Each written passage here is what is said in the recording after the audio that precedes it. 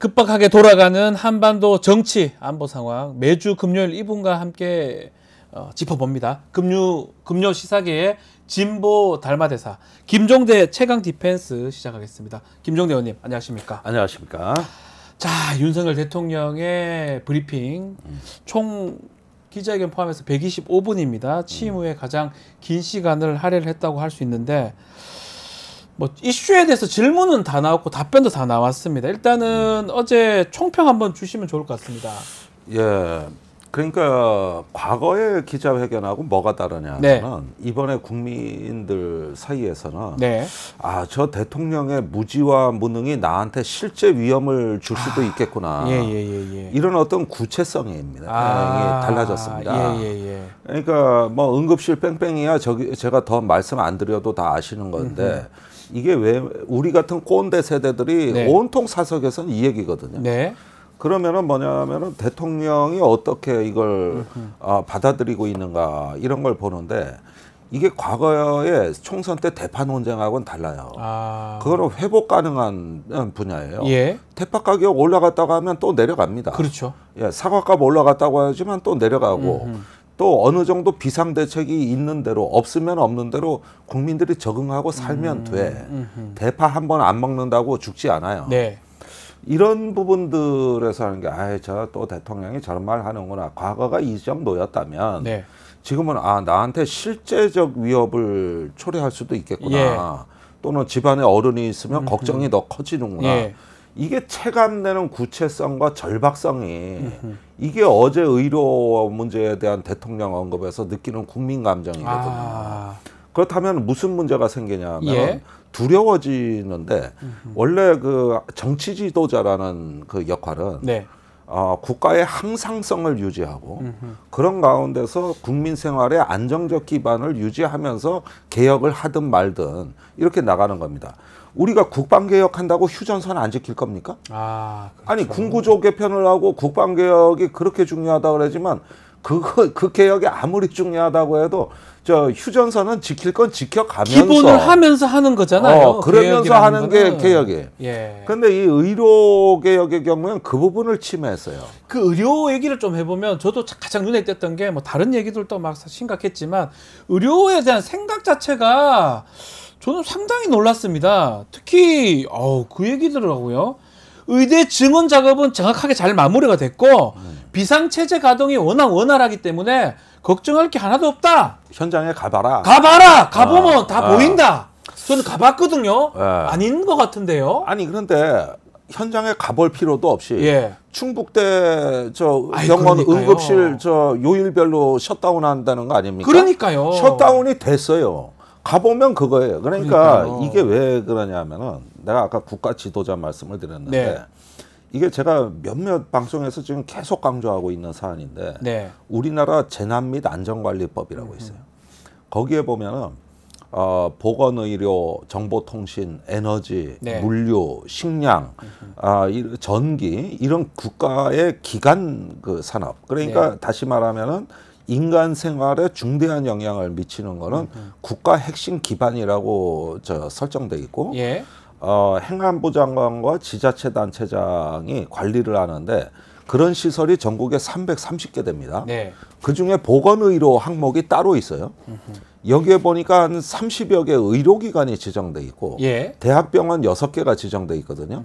그럼 요 시설만큼은 전쟁이 나건 지진이 나건 하늘이 두 쪽 나도 기능을 지키라고 국가가 특별히 지정한 기관이에요. 맞아요. 예. 그러면은 이 국가 핵심 기반에 대해서는 의료개혁이고 뭐고 간에 이건 기능이 정지되면은 지자체 단체는 고발돼야 됩니다. 네. 그리고 그 법령이 얼마나 상세하냐 하면은 평소에 점검, 예방, 그다음에 보고서, 사후 평가, 우수 관리 기관 표창 이걸 하라고 법에 다 나와 있어. 그런데 그 중에 하나가 충북대병원이야. 충북대학교 병원. 그러면 이 충북대학교 병원 응급실은 전쟁이 나도 정지되면 안 된다고 법에 딱 나와 있는 거예요. 근데 이번에 거기가 셧다운된 거예요. 그렇게 되면은 일단은 우리 시민들 입장에서는 의료개혁이고 뭐고 간에 이거는 김영환 충북도지사하고 이상민 행정안전부 장관을 당장 고발해야 됩니다. 네, 법 위반이 되는 거잖아요. 법 위반이 되는 거거든요. 그래서 내가 새로운 관점을 제시하는 거거든요. 아하. 지금 의료개혁 논쟁 하라 이거예요. 아하. 그런데 그러는 가운데에서 국가의 핵심 기반 보호라는 안정성은 해치지 않는 건 대통령과 장관의 책임이거든요. 그런데 이 사태가 일어났다고 하는 건 뭐냐면은 이거는 전쟁 시에도 흔들려서는 안 되는 기반을 아무렇지도 않게. 네. 그리고 이게 충북대병원 셧다운 된다는 게 기사가 나간 지가 벌써 3주째입니다. 맞습니다. 예. 3주 동안 아무 조치를 안 한 거예요. 조치를 안 합니다. 법 위반이 되는 상황이 됨에도 불구하고. 그러니까 이걸 고발해라. 내가 야당에다가 이제 팁을 주는 것도 뭐냐면은 우리가 의료 치안, 그다음에 에너지 식량과 같은 또 이제는 정보통신, 물류까지. 아니 화물연대 파업하면 왜 그렇게 대통령들이 쩔쩔맵니까? 국가기관, 핵심 기반 보호로 지정돼 있기 때문인 거예요. 그렇죠, 맞아요. 예. 법상으로. 그래서 이게 국가가 이 난리를 치는 거라고. 그게 어떻게 단순한 노사 문제입니까? 화물연대 문제가. 그래서 이 부분을 국가가 별도 관리한다는 거를 대통령이 몰라. 그러면은 자기 책무가 여기가 뭐 하는 자리인지 모르는 거예요. 그리고 이건 행안부 책임이에요. 그럼 행안부가 이런 어떤 의료 대란이 있을 때 국무회의에서 이것만은 안 됩니다 하고 자기 얘기를 해야 이 법을 지키는 것이 되는 겁니다. 그 지금 말씀하신 거 저도 사실 생각만 했지 좀 심각한 걸로 보이는데 뭐 김종희 위원장도 지금 응급실 가는 거 어렵다고 그 얘기 했었고 22군데 뭐 뺑뺑이 돌았다. 또 현재 그런 뭐 또 국회의원 김한규 의원 부친 얘기도 있었고요. 지금 말한 것처럼 법상에도 매우 반드시 있어야 될 응급실이 지금 빠져 있다 이런 건데 어제 대통령 그 기자회견 브리핑에서는 전전부 때도 그랬다고 응급실은 계속. 응급실 뺑뺑이는 의료개혁 이전에 계속 그랬기 때문에 오히려 지금 더 잘하고 있다 이런 뉘앙스로 얘기를 했어요. 그리고 두 번째는 응급실에 오는 환자가 대부분 나이롱 환자라는 거지. 그런 얘기를 했어요. 네, 2차, 3차로 가라는 거죠.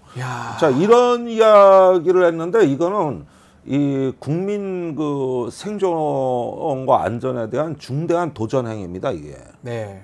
누가 의료개혁 하지 말래? 할 거 하고. 아니, 그러는데 빈대 잡자고 초가상간 불태울 거예요, 지금? 그러니까요. 그래서 이 부분은 어제 굉장히 심각한 발언이 나왔다.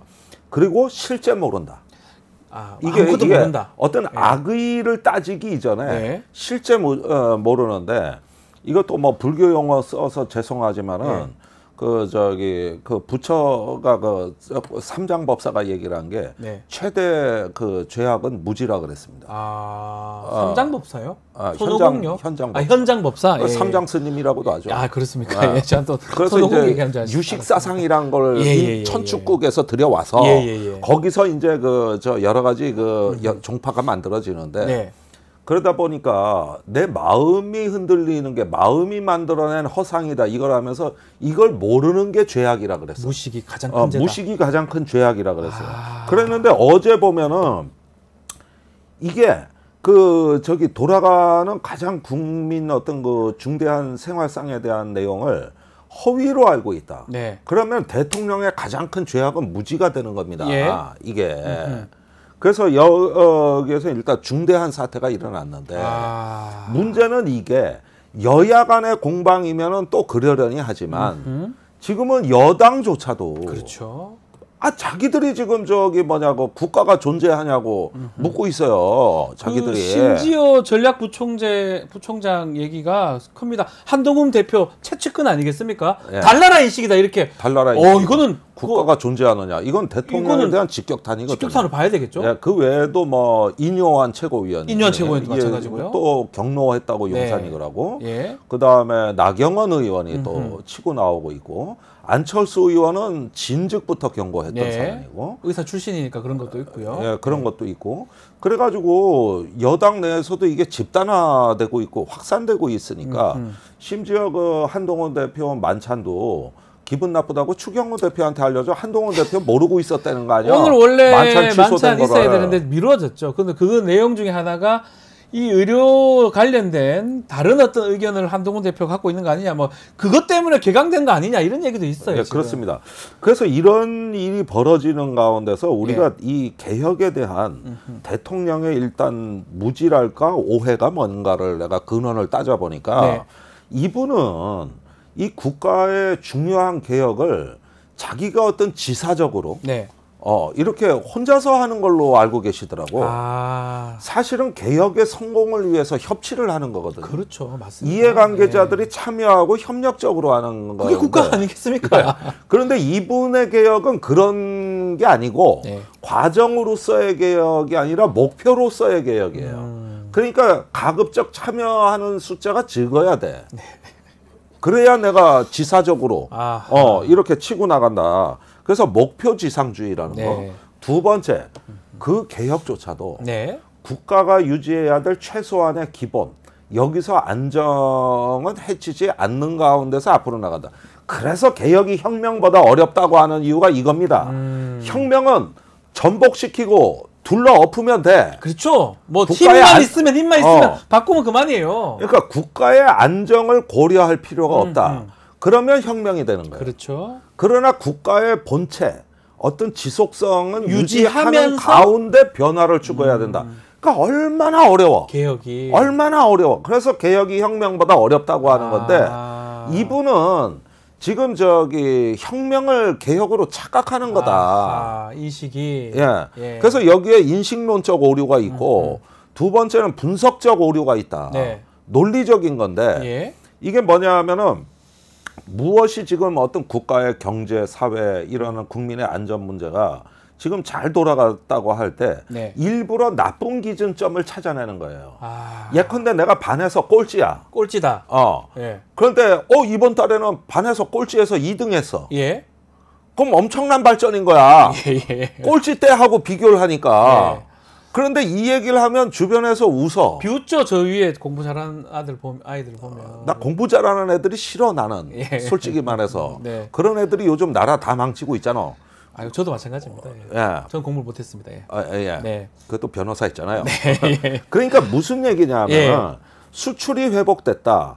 또 뭐 경제 성장의 세계가 주목했다. 그런데 성장하고 반도체 수출 늘어봤자 문재인 정부 말기 그 수준도 회복 못했어. 예전에. 그러니까 비교점을 어떻게 잡느냐 하면은 자기 임기 중에서 제일 나쁜 시기가 기준점이 되는 거예요. 그러면 거기서 낮은 거예요. 그러니까요. 그러면 꼴찌하던 학생이 꼴찌에서 2등 한 거예요. 꼴찌 앞잡이. 그러면 무려 2배가 오른 거야. 꼴찌에서 2등이니까 꼴찌 1등이 2등 그래서 경제가 살아나고 있다고 계속 그렇게 생각하고 있어요 지금. 그래서 기준선을 일부러 나쁜 데 잡는다. 그러니까 이게 분석적 오류다. 이거는 분석적 오류다. 이렇게 해가지고 채색이 되고 나니까 있잖아요. 하나의 가상 세계가 추전이 된 거거든요. 근데 원래 이 협치의 그 도량이 없는 사람 입장에서는 이렇게 자기 주관적으로 기준점을 설정하다 보니까 저 말이 가능해지는 거예요. 저 말이 가능해지는 거고 거기에서부터 국민들이 들으면 언뜻 들으면 또 지지자들은 그럴듯해지는 거죠. 그럴듯하죠. 이게 보다 많이 올라갔구나 이렇게 생각하잖아요. 기준점이 저 밑에 있는 건데 사실. 기준점이 문제니까. 그래서 이런 저간에 보면은 이런 어떤 그 사정이 우리가 정말 우리 사회에 이제 인문학이 없어졌구나. 이 논리와 말의 타락을 이걸 어떻게 잡을 것인가. 이제 지식인들은 거기서부터 고민이 시작돼야 됩니다. 이게. 우리 의원님께서 우리 달마대사 우리 의원님께서 무식, 무지 이렇게 얘기를 했는데 자꾸 그 얘기하니까 떠오르는 게 있습니다. 김태호 차장 발언이거든요. 그 대통령과 솔직히 그 뉴라이트 뭔지 모를 겁니다. 잘 모릅니다. 라고 했던 부분. 이것도 사실은 저는 상당히 이거는 불경 아닌가? 논란이 될 수밖에 없을 것 같은데 이 뉴라이트를 정말 모르는 건지 뉴라이트 부분 어떻게 보고 계시는지 좀 얘기해 주셔야 될 것 같아요. 그래서 내가 저 얘기도 여러 번 하는데 실제 뉴라이트 이라면 못 알아들어요. 왜냐하면은 뭐 네오막시즘, 뭐 포스트 모더니즘, 뉴라이트 영어로 두 개씩 이렇게 이런 용어들은 예. 하나의 시대적 조류를 반영했다는 뜻이 되는 거예요. 근데 우리나라의 뉴라이트는 시대적 조류를 반영한 게 아니라 거기에 대한 역풍이었습니다. 그러니까 뉴라이트가 아니라고 실제. 그런데 여기다 명칭이 그렇게 붙었는데 그러니까 못 알아듣는 게 당연한 거예요. 그래서 뉴라이트는 날 모른다. 이 얘기도 틀린 얘기는 아니야. 그래요? 모른다는 그래서 이 용어를 정확하게 써야 되는 게 니폰 라이트라고 해서 써야 되는 거죠. 일본 라이트. 일본 보수주의자. 거기에다가 극우주의자. 이 정권의 그 기준점, 이것도 기준점 얘기인데 올바른과 그렇지 않은 것의 기준점은 한일 관계 정상화를 찬성하느냐 반대하느냐로 갈리는 거고 그 뭐 김영석 독립기념관장이다 뭐다 이런 인사들의 문제, 김문수 장관 문제나 이런 경우도 대통령이 보기엔 일본의 우호적이고 한일 관계 정상화에 도움되는 얘기 아니냐. 이걸로 다 정리되는 거예요. 뭐 뉴라이트 이렇게 어려운 말 쓰지 마. 그걸로 정리되는 거기 때문에 이거는 니폰 라이트라고 해야 의미 전달이 정확해지는 거다. 그러면 쉽게 알아들을 걸 갖고 그래 니폰 라이트 또는 니폰 리버럴 자유 좋아하니까 일본 자유주의 거기에 이제 마약도 좋아하니까 니뽕이라 그래도 돼. 그러세요? 그래가지고 이런 부분들을 갖다가 저기 뭐냐 이거는 언어의 혼란에 불과한 것인데 대통령 보십시오. 저기 고시엔에서 교토국제고가 이기니까 막 페북 올리고 자료 배포하면서 한일 관계 이제 더 좋아지지 않겠냐. 그런 기대감이 이런 문제에서도 표출이 되는 겁니다. 그러니까 정확하게 니폰 라이트입니다.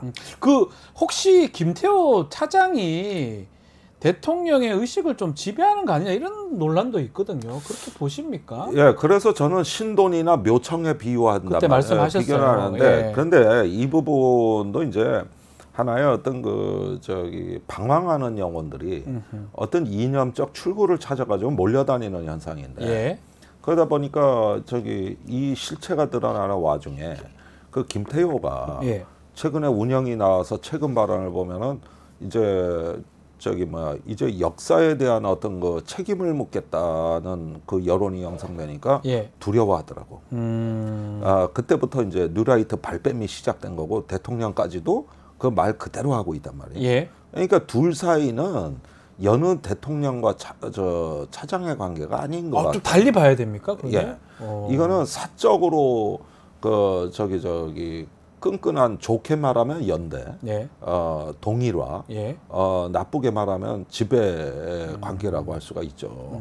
그러니까 이 정권의 이념을 우리가 볼 때 이게 제가 잡탕의 지정학이라고 부르는 건데. 잡탕의 지정학. 그때도 지난주에도 말씀하셨지만 한 번 더 천공의 통일론. 천공의 통일론. 그게 이제 자유북진론을 거쳐서 8.15 경축사에서 나온 통일 대한민국론으로 이제 확장됐다고 보여지고 그 다음에 이제 그 식민지 근대화론 이거는 일본식 우익의 관점으로 보면 동아시아 문명화론이라고 하는 그렇죠.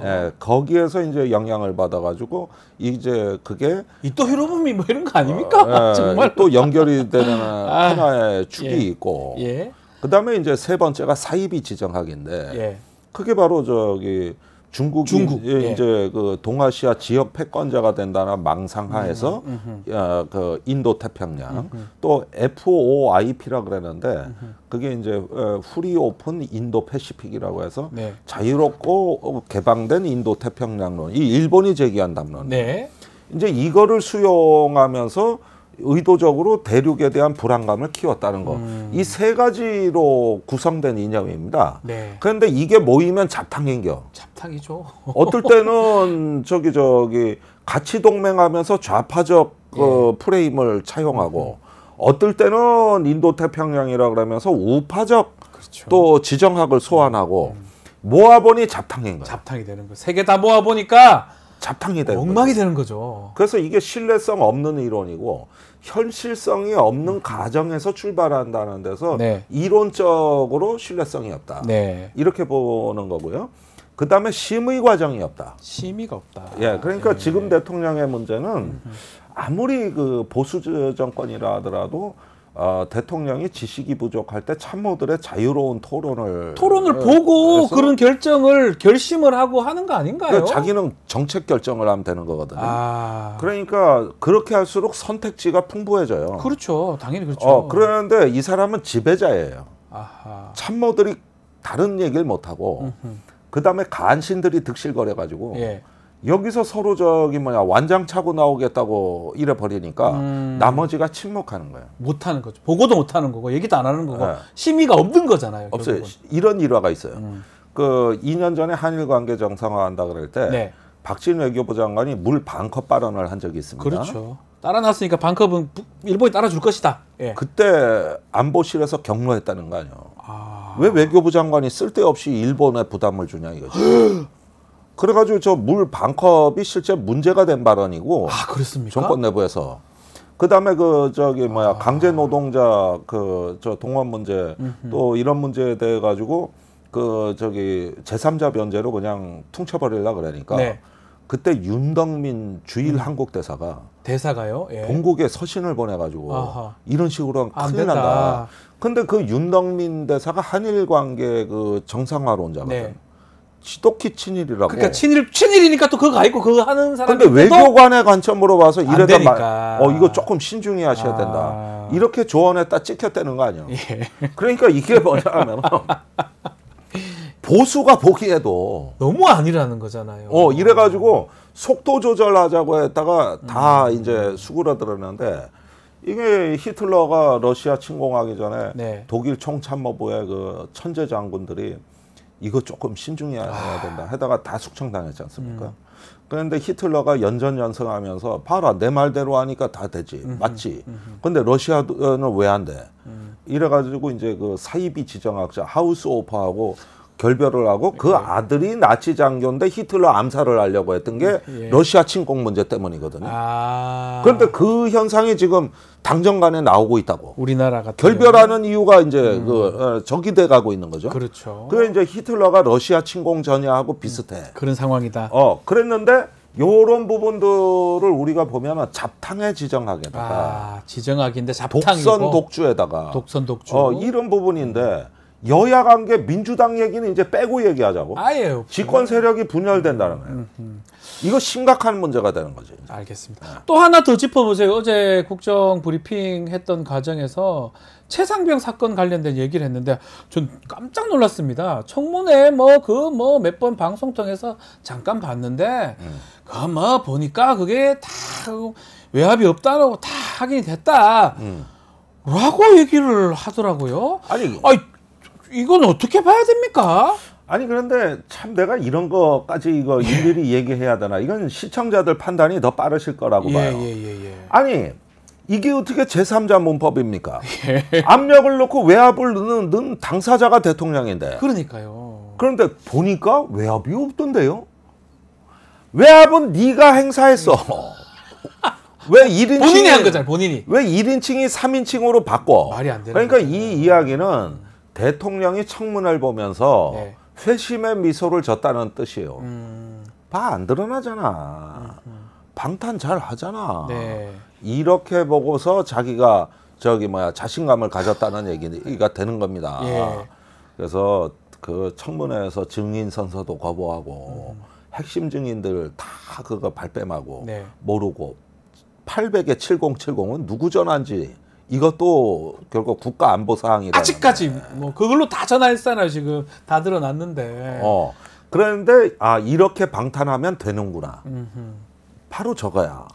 잡았대. 그렇게 생각하고 있는 겁니까? 그래서 저 발언입니까? 그 자존심이. 저는 어제 기자 중에 한 분이라도 전화하셨습니까? 한번 질문 정도 했으면 아니면 그 800에 7070 그 번호 뭡니까? 한번 질문을 해봤으면 좋았을 것 같은데 아무도 안 하긴 하죠. 아무도 안 하죠. 그래서 어제 MBC 같은 데는 아예 질문 대상에서도 빠졌어요. 아예 보도도 못했어요. MBC는 중계를 못하게 해서 그걸 또 방통위에 또 국민의힘이 제소를 했어요. 아니 웃겨. 아니 못한 거지 안 한 게 아니거든. 그렇죠. 그래서 지금 이런 사태로 가는 이 나라의 혼란상이랄까 어떤 비극성 저는 이런 걸 예감하게 되는 건데 지금은 이제 9월 정국이 되면은 한동훈 대표도 실존적 갈등을 느낄 것이다. 어떤 의미입니까? 지금까지는 대통령하고의 그 갈등이라는 건 어떤 노선과 전략의 갈등이었다면 지금은 이제 도대체 나란 무엇인가, 대통령한테 나는 무엇인가, 또 나는 여당 대표로서 이제 책임을 어떻게 수행해야 되는가. 이런데 지금 친윤, 비윤을 가리지 않고 대통령을 비판했다는 거예요. 이번에 그 의료 문제에 대해서는. 그다음에 그 친일 인사 등용, 그다음에 김건희 여사 명품백, 이런 문제들에 대해서는 한동훈 체제에서 어떤 논평이 나온 적이 없어요. 아직까지 없습니다. 공식 입장이 없어요. 그건 거리두기예요. 그런데 의료 문제는 실존적 문제예요. 이거는 이제 같이 가야 되냐 말아야 되냐. 그리고 내가 소멸하느냐 마느냐 하는 이런 문제까지도 한동훈 대표가 이제 결정을 해야 됩니다. 또 9월 1일 날 이재명 대표하고 회담도 지금 예정이 돼 있어요. 오히려 대통령이 버린 한동훈을 이재명 대표가 감싸주는 모양이 요즘 나오고 있어요. 이재명 대표가 한동훈 대표를 안아주고 감싸준다. 한동훈 대표가 얘기한 의대 정원 이후에 일례 있는 얘기 아니냐. 그것도 고려해야 될 여러 대안 중에 하나 아니냐. 이런 식의 엄호 사격을 한 거야. 그러니까 이거는 고단수 정치예요. 그랬는데 이상하게 예기치 않은 방향으로 전국의 판이 짜여질 수도 있겠구나. 이게 9월 1일 기점 또 국정감사하고 정기국회가 지금 또 열립니다. 9월 달부터. 그렇죠. 이제 정기국회를 앞두고 여당 대표의 그 정치 지도자로서의 품격이 시험대에 오르는 기간이고 이때 1년 농사를 짓는 게 집권 여당 대표인데 거기서 이제 설 자리가 사라진. 그래서 264시에 설 자리 하나 없는 이래서 겨울은 강철로 된 무지개인가 보다. 광야에 홀로 서 있다. 야, 264 시인의 시입니다. 그래서 그 한동훈 대표가 그 264의 시에 나오는 상황이 돼버린 게 이걸 이제 실존적 상황이라고 나는 부르는 거야. 이게. 한동훈 대표가 이번에 대통령 기자회견이나 지금 연찬회도 했거든요. 중간에 막 의료 얘기할 때 싹 빠졌다요. 괜히. 그게 뭐 우연의 일치인지 아니면 듣기 싫어서 빠지는지 모르지만 한동훈 대표는 정말 외롭게 아니면 실존적으로 서서 이제 결단을 내려야 될 그 상에 왔다고 보십니까? 아니 그래서 결단을 내릴 수 없는데 결단을 내려야 되는 상황. 내릴 수 없는데 내려야 되는. 이게 바로 위기의 본질입니다. 딜레마적 상황이라고 하는 거예요. 그러니까 이럴 때는 선택지가 둘밖에 없어요. 모든 생각 접고 다시 윤석열한테 맹종을 하든가 아니면 결별을 하든가. 이 두 가지밖에 없는 거죠. 왜냐? 윤 대통령은 나를 대표로 인정 안 하거든. 그런 모습이에요 지금. 그러면 내가 왜 이 굴욕적인 대표. 그래서 여당 대표는 옛날부터 독배라 그랬는데 이 한동훈 대표한테만큼 지금 이 여당 대표 자리가 독배인 경우도 흔치가 않다. 이건 정도가 심하다. 이렇게 되는 거예요. 자, 그럼 의원님 뭐 마지막으로 한동훈 대표 이제 어떤 결론을, 어떤 결심, 어떤 결단을 할까요? 상당히 외로워 보이는 건 사실이에요. 뭐 말도 못하고 지금. 한동훈 대표의 지금 그 어떤 당내 입지라는 걸 고려해 보면은 사실은 말입니다. 한동훈 대표가 조국 대표만 못해. 조국 대표 99%입니다. 조국 대표만 하더라도 12석인가 13석인가. 12석은 돼. 12석 100%면 자기 근데 한동훈 지금 12석이 안 돼. 뭔 행동을 하는 결사대가. 10석을 못 모아서 법안 발의를 못 하잖아요, 지금. 그러니까 이 당은 옛날 정의당하고 비슷해. 6석, 5석 뭐 이 정도. 운명을 같이 할 수 있는.